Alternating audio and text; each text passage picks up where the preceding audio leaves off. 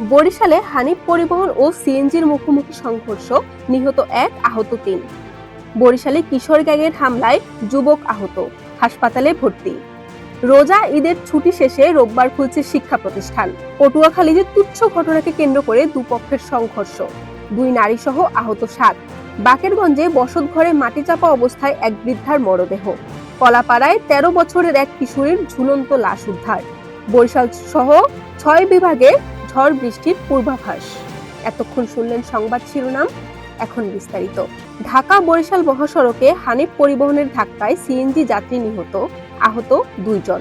Police সূত্রে জানা গেছে, 19 এপ্রিল সকাল 10টার দিকে ঢাকা বরিশাল মহাসড়কের সানুহার বাস স্ট্যান্ডের অদূরে চায়না ক্যাম্প নামক স্থানে বরিশালগামী সিএনজিকে পিছন থেকে হানিফ পরিবহনের দ্রুত গতির যাত্রীবাহী বাস সজোরে ধাক্কা দিলে সিএনজিটিতে থাকা যাত্রী বরিশাল মেট্রোপলিটনের গোরস্থান রোড এলাকার নুরুল ইসলাম মৃধার পুত্র গোলাম কিবরিয়া রানা ছিটকে পড়ে ঘটনাস্থলে মৃত্যুবরণ করেন।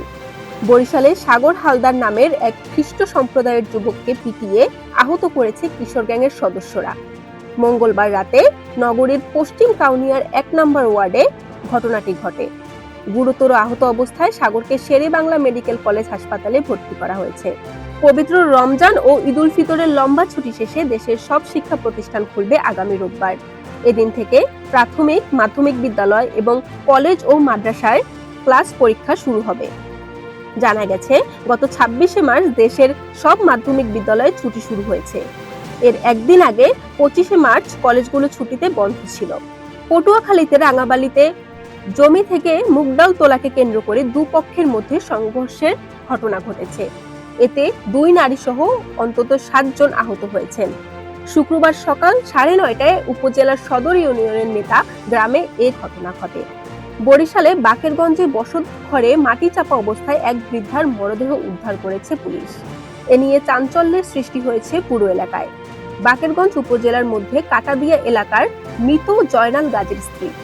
স্বজনদের দাবি, পূর্ব শত্রুতার জেরে হত্যা করা হয়েছে বৃদ্ধাকে।